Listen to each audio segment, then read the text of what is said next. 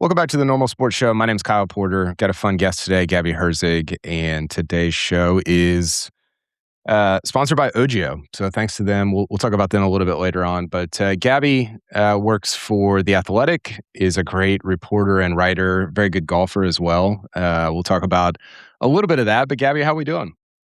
We're doing great, Kyle. Thank you so much for having me. I'm always excited to talk a little golf, a little live, so it should be great. For sure. We always have a good time talking golf when we're out with friends and colleagues on the road.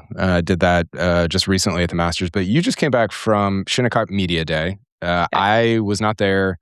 Conditions looked insane. What was that like? Did it get you more or less excited for the U.S. Open at Shinnecock? It got me very excited for the US Open at Shinnecock because of just how much we all suffered out there. You were absolutely right to say that, it was blowing a steady 20 miles per hour all day with gusts going up to 30, maybe 40 miles per hour at times. And like I was saying to you just earlier, you really can't hide anywhere on that property. It's so exposed to the winds, both from the Long Island Sound and the bay right next to the golf course on the other side. And so it's just, it's coming at you the entire round, and there's not a tree in sight. Obviously, I think there's actually one tree on the property. So you're really just getting pummeled all day if there is that prevailing wind. And it was really challenging. Like, I actually played it. I'd played it once before.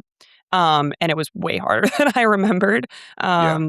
So those media days are like some of the best things we get to do, because it just makes the tournament so much more fun to cover when you have a visual of, where you were on that hole and what hole is coming next and the challenge that kind of lies in front of you. So it was an awesome experience as Yeah, usual. and sneaky kind of like one of the coolest perks of the job also. I'm not able to make it to all those, but when I've been out there, it's like this is it's not like maybe this is a normal sport thing, but it's not like if you're covering football, you get to run around on the No. running routes on the SoFi Center or whatever, wherever the Rams play. Yeah. Like that's not a thing that happens. So it's kind of it's a very unique thing to golf, which is pretty cool that they do it. Yeah, it's really awesome. I've been lucky enough to, I won the media lottery at the Masters last year. And so Yeah, we're like, not even 3 minutes in, I and know you're I already had to mention it. I dropping had that.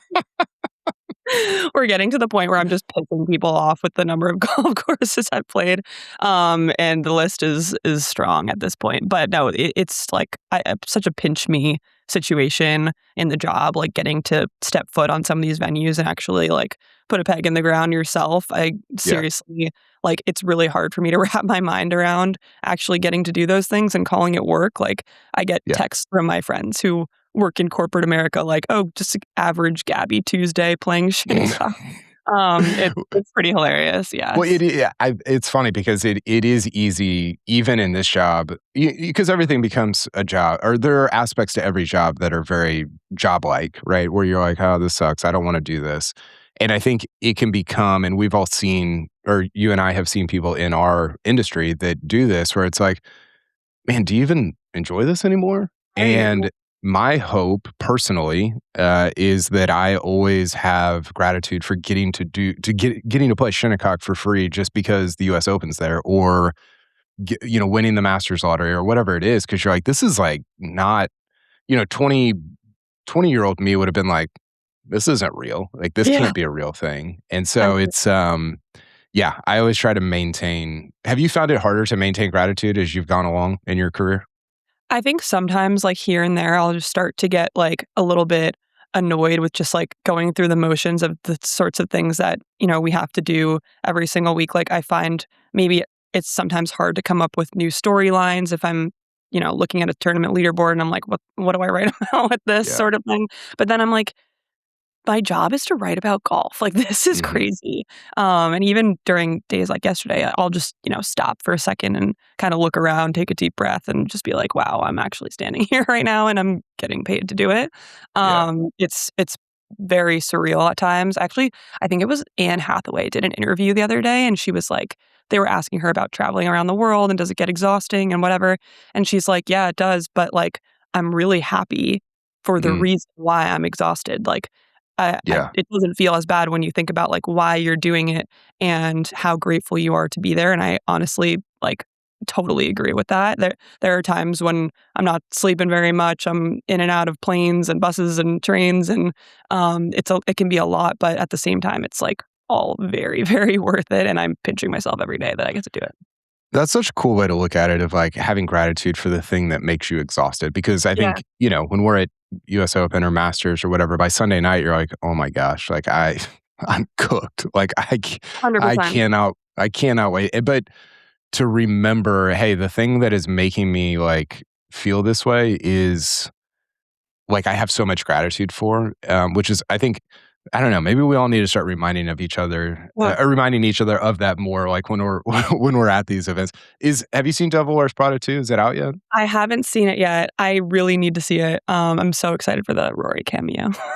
Yeah, I didn't. There's a thing up on, I think maybe Ryan Harrington had it on Golf Digest. What do you know the story behind why Rory was in that movie? Yes, and I kind of had a role in it. So Okay, so yeah, basically let's go. Let's basically, talk about this. I don't wanna claim, the victory lap here, but, so the Players' Championship last year, which went into the Monday playoff with JJ Spawn, we I stayed the following morning to, like, cover the Monday playoff, obviously, from Yeah, the players, and so the story that I was working on was really about, like, how Rory was able to turn it around from the mindset that he was in on Sunday evening, which, if you remember, like, was not good. Like, he yeah. missed a couple putts down the stretch, like, looked very shaky and managed to, like, stay in the playoff. And then, um, Monday morning, he just, like, looked totally freed up, like, go zone. And so after he finished and won in the winner's press conference, I just asked him, like, "What did you do last night after your round to, like, Oh, reset?" I remember this. He And watched Devil Wears Prada. during the answer, he said, "I watched Devil Wears Prada." And then I was so rattled at the fact that he had said that.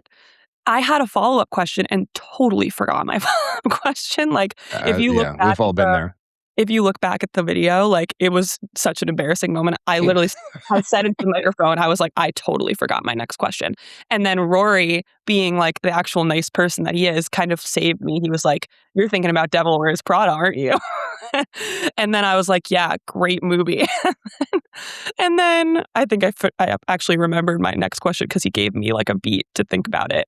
Yeah, So that whole exchange was so funny because I was, like, deeply embarrassed, but then the yeah, moment went, like, super viral because right. who thinks they watched Devil Wears Prada before the final, round of the Players' Championship. And then I think it's apparently the director of the film, or I don't know if it was the director or the producer, saw that, and his son is a big golf guy, or I think actually a competitive player, and decided to invite Rory to be in the movie.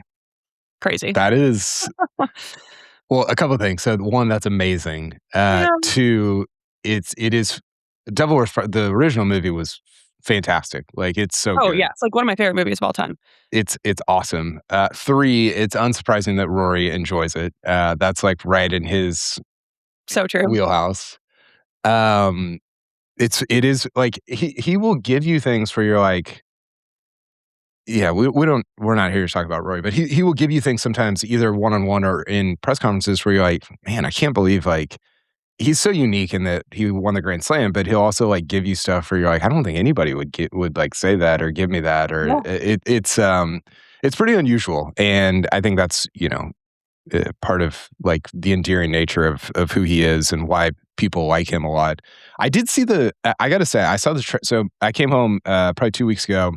My wife and daughter, who just turned 13, were watching the original, and my daughter had never seen it. She's kind of getting into that age where she is starting to like actually enjoy things like that, which is Right. so fun because we're out of the 2 and 3 year old stage where kind of this is not like Right. we're enjoying the same things now. Harry Potter, Devil, stuff like that. Yeah, yeah, yeah.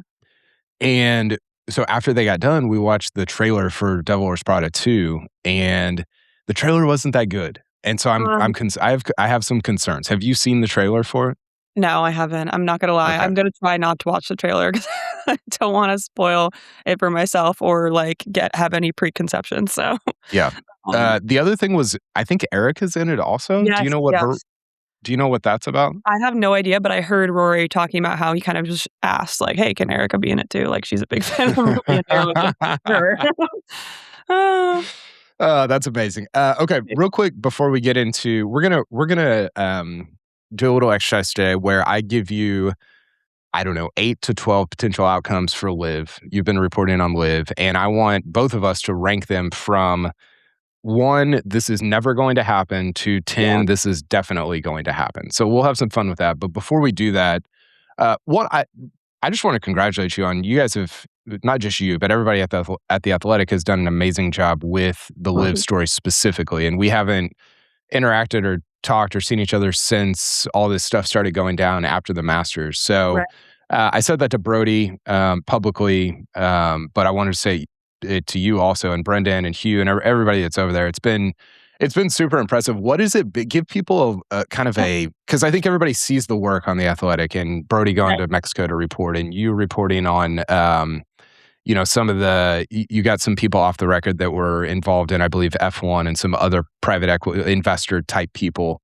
Yeah. And that article is very good. What has it been like behind the scenes? Has it been chaotic? Has it been very smooth? Like, what's that been like? Yeah, it's been total chaos. I'm not gonna lie. Especially that first week, after the Masters, um, I was ready to, like, take a couple days to chill, like, after the Masters, totally depleted as we were talking about earlier. It's a long week, and I basically got a text, on the flight back from Augusta saying, like, "You need to call me immediately," from a source, and, as soon as I land, I'm, like, literally on the tarmac still, and I'm on the phone, and someone is telling me, like, "Liv is dead." I'm like, Wow. "Oh, shoot, like, this is gonna be a fun week." So, obviously, like, the timeline wasn't that fast, like, at The Athletic, like, we have very high standards in the newsroom, as you know, of, verifying these sorts of things, having multiple sources confirming the information that we're hearing, like, we can't just Hmm. run with something as soon as we hear it. So it took about 48 hours, a little bit more, to actually confirm that initial tip. And it was a total team effort. Like, Brody's on calls, Brendan's on calls. Actually, huge shout out to one of our senior soccer reporters, Adam Crafton, who was super integral in helping us get over the finish line to breaking that initial story, that we came out with, which was about some of the LIV executives, like, actually searching for new jobs Yeah. because they're so terrified about the outcome and the future of the company, and had been notified, that it was over soon. And so it was basically like a mad scramble to get any sort of confirmation or extra information that we could. And, like, I'm telling you, Kyle, like, I reached out to people that I never thought I would ever speak to or try to call in my entire life. People overseas, people in Saudi Arabia. Yeah. Um, so it's actually been, like, a really cool learning experience, just how Hmm. these sorts of, like, mad dash moments work. And, like, you kinda have to be careful who you ask and, um, like, who you take the information to, because you could end up sparking, like, a chain of reaction by telling one person, or Hmm. asking one person for their opinion. So we were very wary of that, but it was hard to keep it contained when you're trying to confirm something so big. So there were other outlets that got there before we did. Obviously, like, some of these international Yeah. and, bigger, like, more political centered, newspapers and websites, like, have different connections than we do. But I thought that, give a huge shout out to our team that we were able to scrape something together as a sports outlet. Like, we Yeah. we don't have, the sorts of, like, insiders that these other places do, and for us to get something out so quickly, I thought was really awesome. When you talk about that chain reaction, do you mean setting it off within the reporting world or within like the LIV organization? Not so much the LIV organization, but people around the sport. I think, like, as soon as you ask one person about it, you have to be wary of the fact that they might tell someone that they think needs to be Yeah. in the know, and that person might tell another person. So, like, it's very easy for these things to just spread like rapid fire. And sometimes you feel like you might be hearing something from someone else that might have even started from you. So it gets a little Hmm. bit it gets a little bit murky because, like when something like this is happening, everyone's just trying to find out any semblance of an Yeah. answer. And so it's hard to sort through the noise, but I think we did a really good job of like actually verifying, like, we when these things happen, we kind of make a list of like, what do you know and what do you not know, and like kind of connect the dots. And we always look for, obviously, like firsthand information is the best that you can get. But what things are we hearing that are second and third hand information, and how can that help us, put those pieces together? So, yeah, just a total scramble. I will say, kept me up some late nights, some early mornings, and Yeah. it was all worth it, honestly.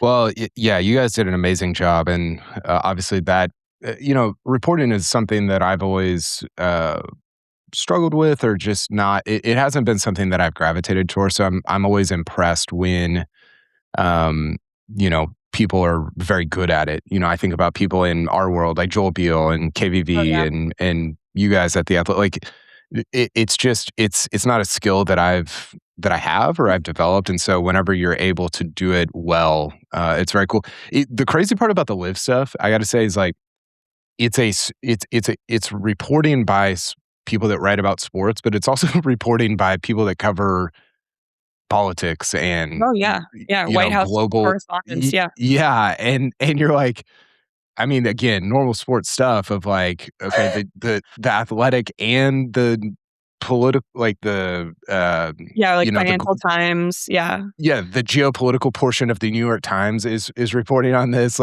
Like so you've got these dual tracks that make it. I think it solidifies the actual information, right? Where you have multiple sort of entities working at it from different angles.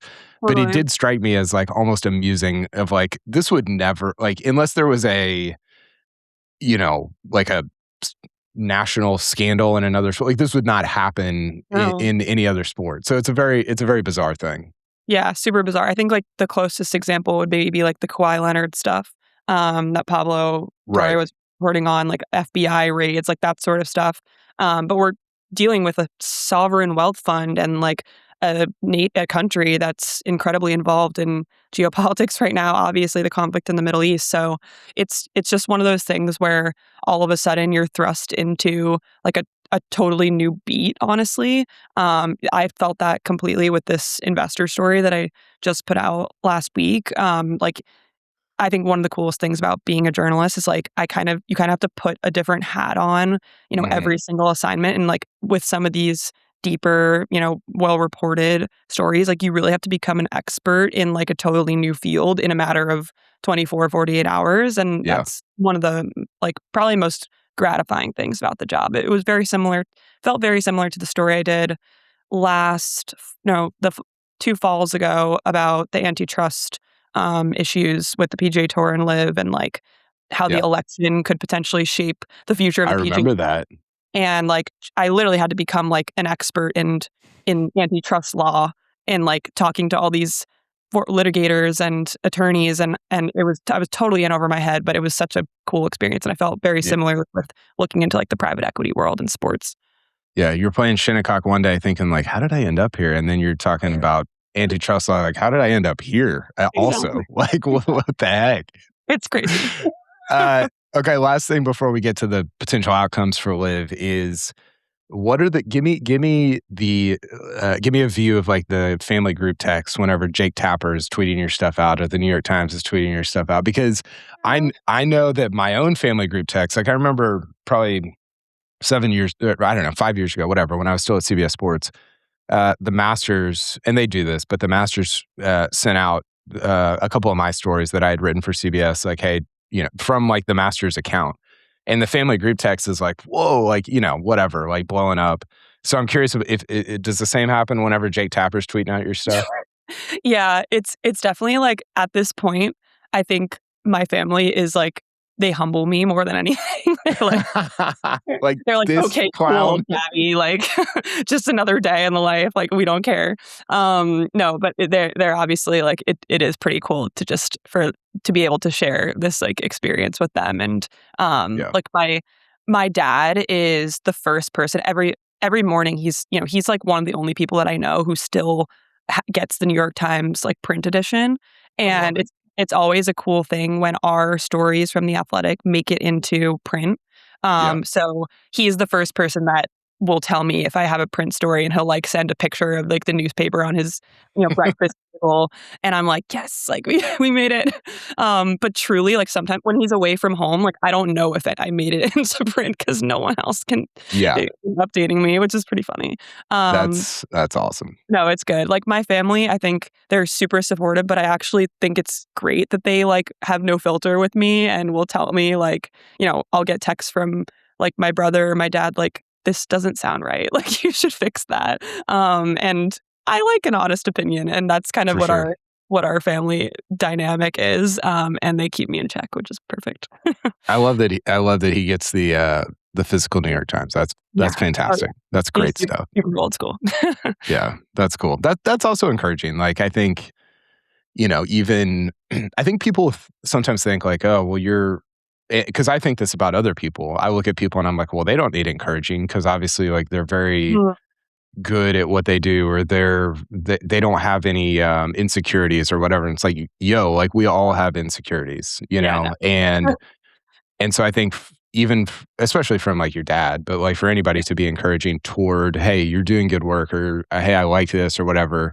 Right, man, that means, sometimes people will email me and like, hey, I really like, and I'm like, I don't think you totally understand like how encouraging Yeah, that yeah. is, especially in the world that we're in, where people are just like being insane online all day. And Oh, so yeah, to completely. receive this sort of oasis of encouragement is it means even more than I think people think it does. Yeah, definitely. I think it also just like sometimes I forget like how many people are actually reading this stuff and following Yeah. along. And like, when I was reporting for the private equity investor story, one of the people that I talked to and was like asking for, information, picked up the phone. And he's like, "Oh yeah, I like read your stuff all the time." And I'm like, "Whoa, that's crazy." Yeah. Yeah. So it's really cool to be able to have this platform, and like the reminder that people are enjoying and listening and like appreciative of the coverage is definitely like keeps you going in the hard moments. Totally. And I think it's good to forget that many people, because Oh yeah, if you thought about it in the moment, it would be no, bad. a lot of sleepless nights. Yeah. For sure. Okay. I was just reading Scott O'Neill's press whatever it was that he did at Live Virginia. So Scott O'Neill's CEO of Live Golf and is sort of at the helm as they transition out of the PIF era, the Public Investment Fund of Saudi Arabia, and into whatever the new era is going to look like. So he talked a lot on, I believe it was either Monday or Tuesday. He said a lot of things that sounded like Michael Scott from The Office. Oh, He said some things that were actually very interesting. I had some sympathy for him in the position that he's in. Other times he said some insane things where I didn't have any sympathy. But as I was reading this, Gabby, and just in general, not just as I was reading this, but I kind of came up with a list of, okay, here's what could happen to Live. And this is what people this is like the story in golf right now, even though there's a major championship next week, which is kind of weird. But yeah. um, I wrote down, and some of these are crazy, some of them are not crazy, but I wrote down a list of potential outcomes for Live over the next however many months or years. And so I'm just going to throw them out there, and I want each of us to assign either a number between 1 and 10. So 1 means that is definitely never going to happen. If that happened, I would be flabbergasted. Is there 10 is there a means zero? there's no zero. No Okay. zero.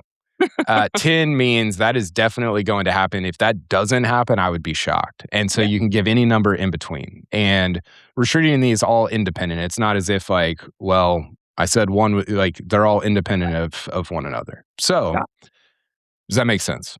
Yes, I'm ready. Okay. First one. Liv gets investment money from outside sources and keeps John Rahm and Bryson DeChambeau. I'm gonna put that at a 3.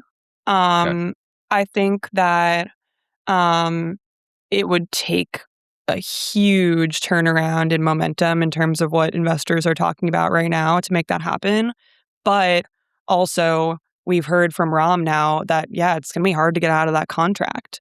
So I think the contract stipulations, at least for Rahm, are gonna be a real hurdle going forward. I don't know, I think this is going to really come down to like the verbiage and the language in that contract of like, Mhm. is if Liv isn't the same as what was promised originally in that contract, are there ways that he could get out of playing through the end of his term? But in terms of the money, that's why I put it so low, because like truly just from everything that I've learned over the past 2 weeks, like putting up that amount of cash to sustain the huge guaranteed paychecks that those two guys require, is like nearly impossible at this Yeah. stage. And like the reason why those numbers were able to be, you know, created and paid out in the first place was because we were dealing with a sovereign wealth fund that basically has an endless pit of money, Yeah. and there is nothing like it on the planet. So I put that really, definitely far down there, but because of the contracts with Rahm specifically, I put it higher than a 1, I would say. Yeah. I was thinking 3 also. The Rom stuff is bleak. I mean, he literally looks like he's being held hostage, which he sort of is a little Yeah, bit. yeah. The the the comp that I've made, Gabby, is it's this is a little bit like the Netflix model of remember when they used to, well, I mean, they still do it, but they were really adamant about, hey, we're going to license Friends and The Office and all these TV shows and Mhm. movies as we build up our own library of content. And Right, that's a little bit what Liv tried to do was license Phil and Bryson and Rahm and all these guys. But unlike Netflix continued to have investors, continue to have money. Like they had a runway of money where they were able to build up their own library of content, and then later on they could release Friends or whatever shows they didn't have anymore. right. And Live no longer has that money to be able to license those, and so they're like hung up in the middle, and I don't know what they do with that. So I'm a 3 also. The second one is Liv gets investment money and doesn't keep Rahm and Bryson. So same scenario, but just not keeping Rahm and Bryson going forward. I think that's higher for sure. I think I'm gonna say 7. I think that, like I described, in that story that we referenced earlier, like there's always a buyer. Like there's going to be people that are interested in this, but it's at what price, Yeah. is the big question. Like this is unequivocally a distressed asset at the moment, and like I'm sure that there will be offers thrown left and right that Liv would have originally seen as like totally insulting, but right now, like they're gonna look at them. Mhm. And so that's why I think they will get some sort of investment. I don't know from who, and I don't have any intel on how that's like specifically going at the moment. But Scott O'Neill's a salesman. Like we've seen him talk the talk. He as much as he's kind of spewing nonsense at the moment, like he can convince people he's not an inexperienced guy when it comes to bringing people on board like this. So I think that Liv will secure some kind of investment, but I don't think it'll be nearly at the scale and size that it needs to keep those guys around for a Yeah. long period of time. Like I think actually KPV was using this term. Like I think it's going to be a sort of zombie version of Live. Like the name will still be there, but it'll be basically a shell of itself. Yeah. And so I can see like investment money coming in, but just not nearly like to the depth that it needs to stay what it is at this current moment. Yep. I'm even higher on this. I think it's like a 9 Yeah. for me. I think that you know, and much to my chagrin, because it would be much more fun to post the memes and all that stuff whenever Live goes away. I Right. don't think it's going anywhere. I think Roberto Castro said this a couple weeks ago, but he was just talking about how man, live sports is live sports basically, Right. and you don't get in a lot of ways you don't get opportunities like this if you're an if you're an investor, and there's different types of investors. You wrote about this of like, okay, well, and Scott O'Neill was talking about this. There's family office, there's private equity, there's Yep. individual owner. And so I think that's going to be interesting of like because they're selling two different things, and O'Neill is pretty clear about this. Yep. We're selling investment in the league We get so. itself, Yeah. right? And then potentially in The the team. teams Yep. themselves. And so Hmm. you're like, well, you could get like private equity in the league and then owner like a family office or single owner in the Sure. teams. And Yep. so what does that look like? I'm with you. I just don't know that I would be stunned if Liv did not get investment money to continue moving forward into the next several years. But I just don't know it's going to be at the level. I think Rahm and Bryson kind of. I don't know about Bryson. I think Rahm looks at that and is like, oh, "This is not what I signed up for." But Yeah. again, like, can he get out of it? I don't Right. know. That's going to be interesting. Yeah. So yeah, this And one's like very high for me. totally. And like, is it worth it for your lawyers to go head to head with the PIF, like on contract stipulations? Like, I just don't know what that path looks like. But one thing I was thinking is like when the XFL came around, like it was similarly disrupting. I don't know that much about this, but similarly like a disruptor to the NFL. And now that doesn't exist, but the UFL exists still. Hmm. And like to my knowledge, like, does anyone care about that? No, but like it's still a thing. So I can Yeah, see that. I can see like a similar, evolution happening with Live yeah. where it's just like happening somewhere in the background and like, Totally. yeah. Well, kind of like the Asian tour. The Asian tour happens Right. for all the time, Yeah, and it'll, three times a year, you and I will pay attention to it, or something will come out of it, or whatever. totally. The Rom thing, I keep going back to it. It's like it's almost like Brooks bought low and sold high, and Rom was the opposite. He bought Yeah. high and is selling low. If this is a stock, like it Oh, yeah. is. That's been a tough one, and I love Rom. I love covering him. I think he's super smart, and that's why it frustrates me so much. Of like, dude, what are you doing? Like, I know. the Bryson thing is more understandable because you're like, I don't know, man. Like, maybe I think this is kind of what you want to do. Like, but with Rom, you're like, man, you are generationally good, and I am bummed that you're throwing it Yeah, away on Legion 13. And for and sure. and you haven't been competitive at the all that stuff. Anyway, okay, we gotta we gotta get through these. Number three, Liv gets folded in, and again, these are independent of each other, so just treat this one Yep. as its own thing. Liv gets folded into the European or Asian tour to form a more unified global tour. I think too. I think they missed the window completely. Interesting. I don't think that those like well-established leagues will want anything to do with Live. The only chance they had was if the Saudi money was still involved, I think. Mm, Like otherwise, like what does Live add to the DP World Tour and the European Tour? Like I think the name is way too damaged. Like the uncertainty with like who's gonna be there next year and who's not. And like I think the only added benefit to those tours would be the influx of cash, and they don't have that anymore. mm.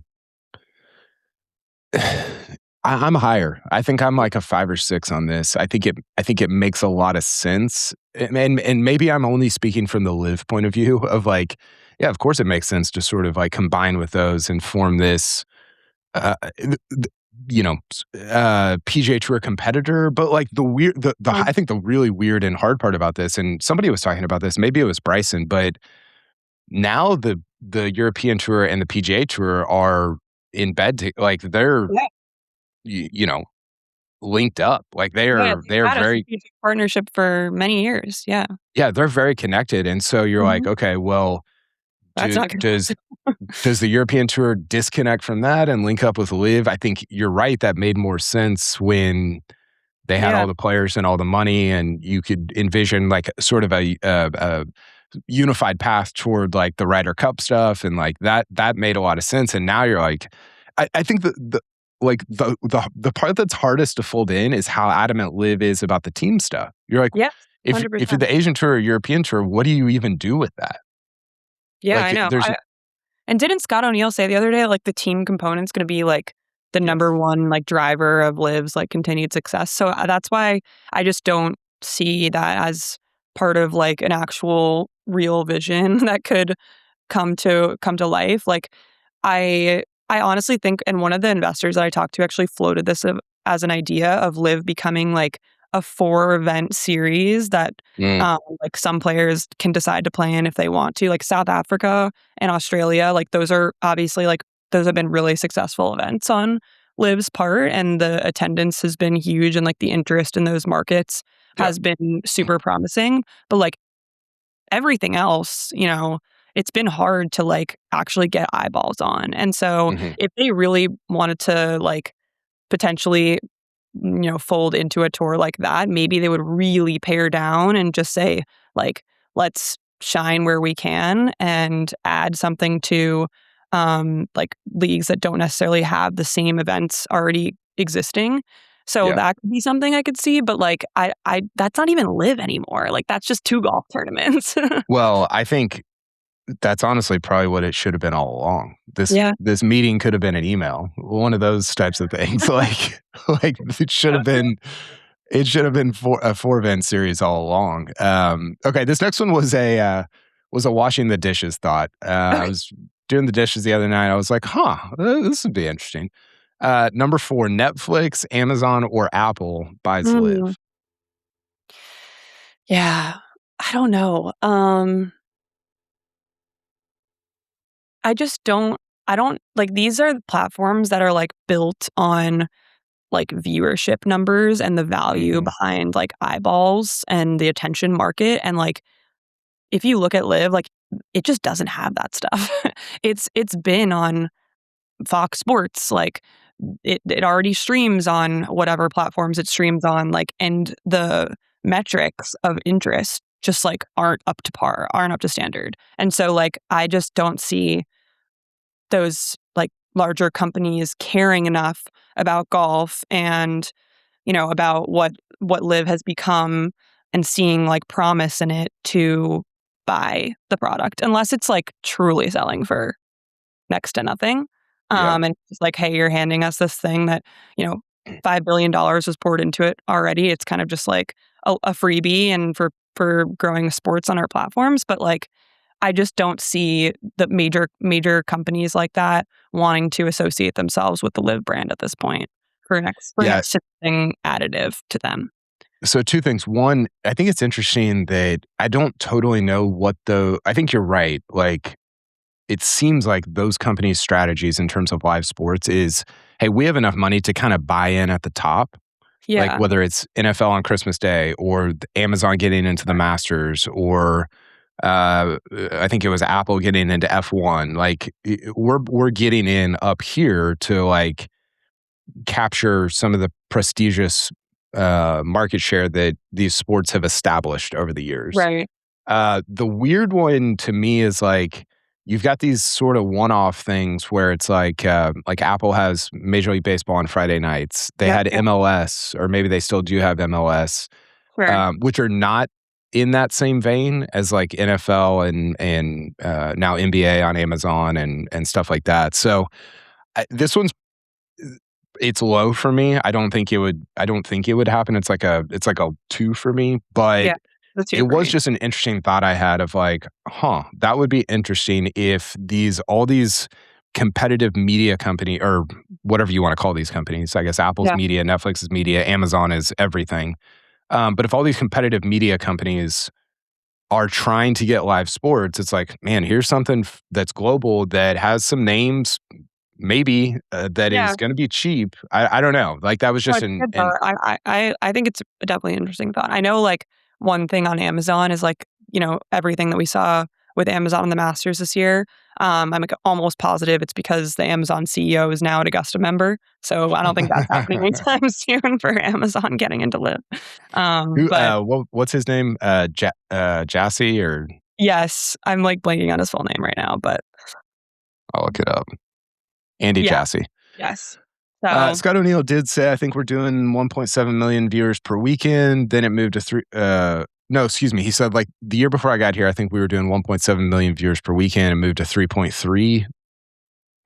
Australia had 5.5. I don't, I just don't okay. he's getting these numbers, like I mean, I think the struggle that I have is like, if that's the case, then your media rights deals should be way bigger than they actually are right yeah. now, right? Mhm.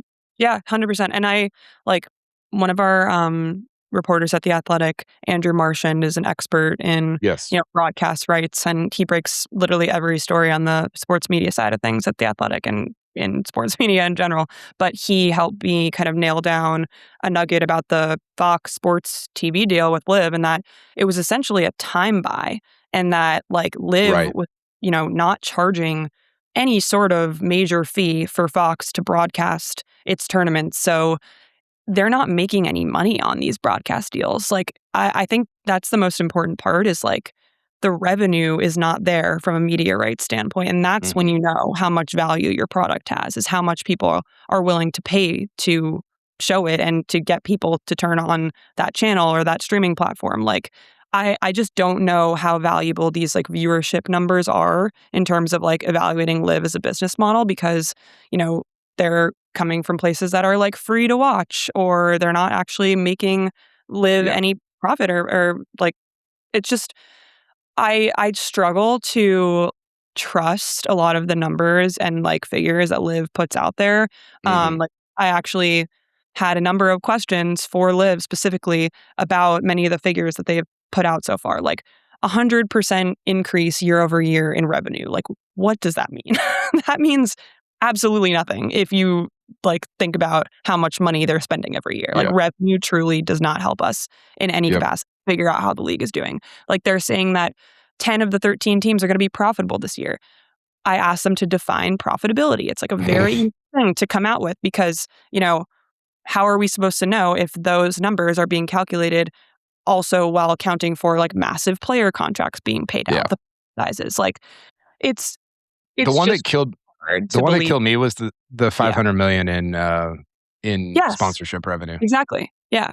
They It list like 12 companies that contribute to that, and 3 of them are like backed by the Public Investment Fund. Yeah. So And so you're like, "Oh, that's 498 million of the 500 right, million." right, exactly. And so I asked them, like, I gave them more than a week to respond to very simple clarifying questions about their financials, and they strung me along for 5 days, saying, "We're gonna get you an answer, we're gonna get you an answer," and then on the day before I'm supposed to publish, they're like, "Actually, we're declining to answer all of these."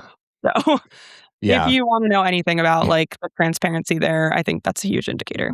Well, I mean, the argument that people would make in favor of LIV is like, well, the Masters doesn't receive money for their broadcast rights either. And it's like, yeah, but they're sponsored by Mercedes and IBM and Bank of Delta. America and Yeah. like get back to me when those companies are like, Yeah. putting their So, money like, toward Augusta doesn't need any money. right, like are putting their money toward LIV and also making hundreds of millions of dollars in these other Oh, yeah. uh, arenas on a single event. Yeah. It's one thing if you're not charging broadcast fees because for the sake of control and because you don't like you already have profitability. It's another thing if you're doing it because you literally can't because nobody Exactly. will pay for it. Exactly. Very Um, yeah, mhm. so those are very different.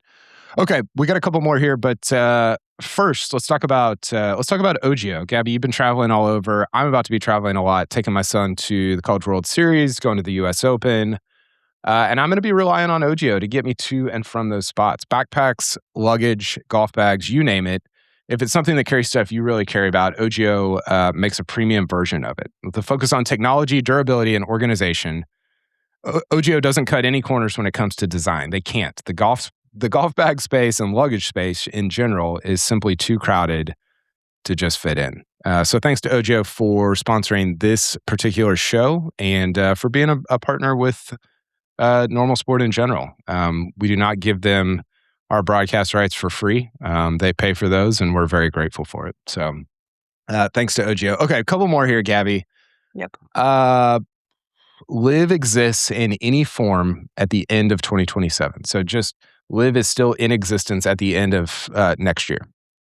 I'm gonna say like an 8.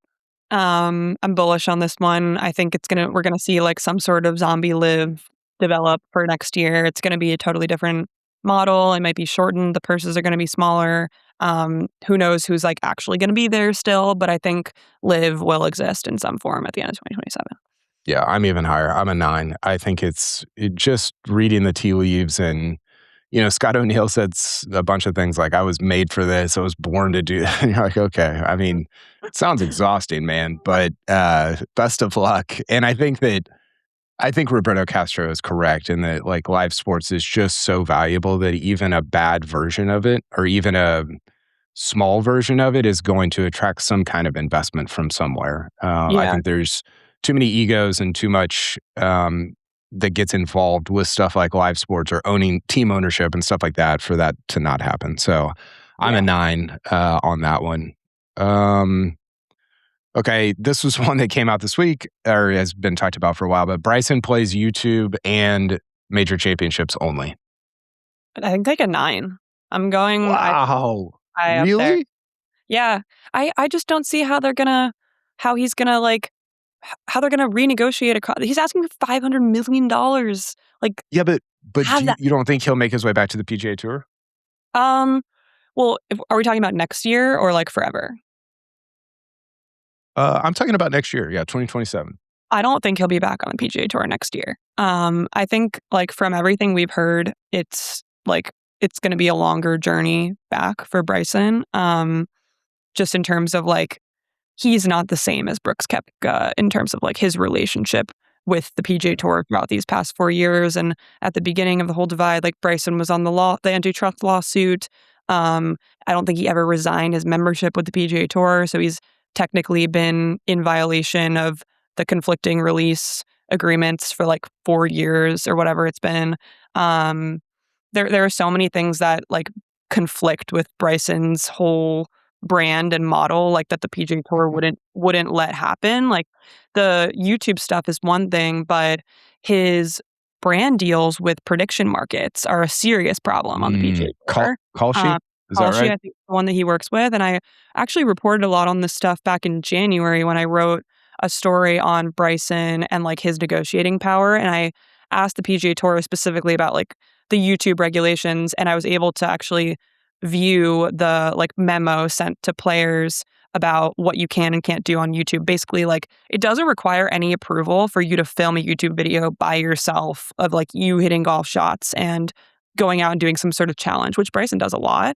And Yeah. then what does require approval is when there's more than one player in the video, like playing against each other. They view that as a little bit more competitive to Like competition. Yeah. yes, exactly, to like what the product is on the PGA Tour.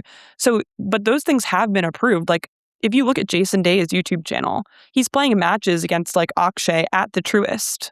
Yeah. And so like Bryson's saying that there are going to be like, all these sorts of hurdles, but like there is a way for him to adapt to what the PGA Tour would want him to do. And like I just think he doesn't want to let up the control is really the problem. So it's like the two forces competing of like what Bryson wants to do and what freedoms he wants to like relinquish and what the PGA Tour will like let him do and not do. And I think that combined with like whatever penalties he'll incur from all these years of infractions is going to be like definitely a longer road back than we saw with Brooks. Well, I think yeah, that totally makes sense, and that's good. It's good information to know and have. I think uh, Bryson, man, I can't get it. I mean, just the idea of him going out and yelling on YouTube and then I going straight can't. into like Pebble for a mate is just like It so would be such a entertaining. huh? It would be entertaining. Like it would be a huge. Oh, Never totally. before has an athlete done anything like this. Like Well, and if there's one that's going to do it, it's him. oh My wife yeah, brought up an interesting point. We were on a walk the other day, and she's like, "It's crazy that he could potentially," and she doesn't know much about any of this stuff, but she's like, "It's crazy that he could potentially make more money doing YouTube and having stuff like that than he would on these other tours." And I started yeah, thinking about that, and I was like, I don't know if that's totally true, but like it actually might now that the PIF has gone away and you're not going to have the $500 million deal. It actually might be kind of true. Like I could see a world in which it's more lucrative for him to play major championships plus do YouTube than to play like grind out a PGA Tour season. Now, yeah, whether that's the more competitive, like if that's his goal is to like grow golf and make money, not a crazy path. I don't know yeah. that it's like the best path for winning major championships, though. I agree. Like I think it's obviously a slippery slope because it's totally uncharted territory and like if you're not playing any tournaments and you have to prepare for the 4 majors, like how well are you going to do in the 4 majors? And if you're not making cuts, like how much exposure do you really have? And how much are brands going to care if like you're not up Yeah. there and Yeah. advertising, for them? So I think, yeah, it's a huge risk, obviously, but like he might not have that many other options. So Yeah, that's yeah. true. Him talking about dubbing his videos into different Oh my God. languages was just, oh, it was just chef's kiss. Like I can't get enough of it. Yeah. It's so, it is, somebody brought this up. It's pretty crazy to like look at, like Rory had a press conference at Quail Hollow on Wednesday or whatever, and he's talking about legacy and winning more, like pushing his 6 into, he didn't put numbers out there, but essentially like 8 or 10 or whatever. You got Bryson talking about dubbing his YouTube videos and Rahm being held hostage. It's such the contrast hasn't always been that stark over the Yeah. last 3 or 4 years, but this week it has definitely been very stark. Agreed. Completely. Okay, let's do 2 more. The PGA Tour gets money from the Public Investment Fund of Saudi Arabia. So the reason I say this is because this allegedly is what Yeah. Yasser and the PIF wanted all along, was just let us invest in the current ecosystem of the PGA Tour. This was going back to, there was a New Yorker article, I reference this all the time, back in 2021, I think, referencing that this is what the PIF wanted, didn't get it, got mad, started LIV. I don't know how much of that is or isn't true, but I think there are at least pieces of it that are true. So I'm curious if that could ever happen now that they're out of LIV. Yeah, it's a great question. I'm gonna put it at like I'm somewhere in the middle, like maybe I don't know. It's just so uncertain. It really could go either way. But the plan for the framework agreement was that there 1.5 billion would come from SSG, and the Right. other 1.5 billion would come from the PIF. Yeah. And that was in exchange for Yasser getting a seat at the table and whatever would be worked out in terms of like blending the two tours together. And like what we know is that things all went awry at those White House meetings. And so I will say, like, it is interesting that the Public Investment Fund, they're not completely changing their strategy around sports investments. Like you saw Yasser out there with like Newcastle United, like chopping it up on the sidelines. Like there's obviously some things shifting around with other sports properties that the PIF was invested in, but they're not like totally pulling out of sports. So if they Yeah. see the PGA Tour as a smarter long-term investment, like maybe that ship hasn't sailed yet. I think like the LIV situation for them is that there wasn't a clear path to profitability. Like this was it required a continued pouring of cash into a product that was so uncertain and not guaranteed to actually turn any sort of profit. And like the PGA Tour has a much clearer path to actually giving these investors a return in a decent amount of time. These are obviously very patient investors who have a lot of, a ton of money and like don't necessarily care about immediate returns. We don't know the numbers right now in terms of like, have those investors actually benefited from this yet? But I don't think it's out of the realm of possibility that the Public Investment Fund looks at what they're doing over there and they're like, oh, if we wanted to get into golf, like that's a lot smarter. Yeah. Oh, that's super interesting. That's higher than I thought you were going to say. I'm more of like a 2 or 3. I think Yasser's super prideful, and I think it would be. I think he's driving all this stuff, and I think it would be very difficult for him to turn around and be like, swallow his pride and take a lesser, because now the tour has leverage, right? Like like we don't need your money, and take a lesser deal maybe than he was even offered at those White House meetings or whatever. Because that deal, it was reported on by the New York Times, again, I think non-golf or non-sports related. That's a But different newsroom completely from us. So essentially that the PGA Tour was offering the Public Investment Fund of Saudi Arabia a $500 million credit on the 1.5 billion. Is that correct? Yes, I think I don't remember the exact numbers, but that sounds right. Yeah. To essentially like shut down LIV and like, okay, we'll give you the credit. You can still be an investor, all this stuff. And Yasser was like, yeah, whatever, man. Like I'm out. And Yeah. I just don't know that he would be able to swallow his pride and come back to that. But man, what a Twitter week it would be if I know. the tour I ended know. up getting Yeah. public fifth money in the end. Yeah. I don't think also, like, I think the PGA Tour is in a huge position of strength right now, but in terms of, like, owning the space, but financially, there's a lot of murkiness around how the PGA Tour is doing as well. Like, Yeah. there's restructuring that has to happen. Like, to become a for-profit entity, things need to change. Like, I don't know if those purses are going to be sustainable for a really long time. There's like, I think we all have to be careful about like projecting so much success and like positivity around the PGA Tour, because like there are definitely things that they need to work on as well. But yeah, I think it's a big question. The thing about the Saudis is like they flip a switch in an instant. Like Mhm. everything that we learned about them, like when they first started to get into golf, is like total unpredictability. Like Yeah. there's impulse involved here. Like there's one man at the helm of this thing, and like there Mhm. isn't a lot of long term strategizing. And if there is, it can change in a matter of moments. Yeah. So that's what I will just put out there in terms of like what can happen with the future of the public investment fund in golf. I agree with you about the tour too. I feel like I'm constantly put in a position where I have to defend the tour, and I'm like, Mm, I don't even know if I agree with like a lot of this stuff, but yeah. the alternative is these clowns defending Live, and I'm just like I'm in a pretzel right now because I don't Same. I'm not like Mr. Pro PGA Tour. Like I disagree. No. I think the part that actually concerns me, Gabby, is the fact that they do have so much investment money now, and you're like, man, I know how that stuff works. Like you got to turn some profit. You got to, you're in a world now where it's not like, oh, we can experiment, we can try this. It's like you got to make some money happen on top of that.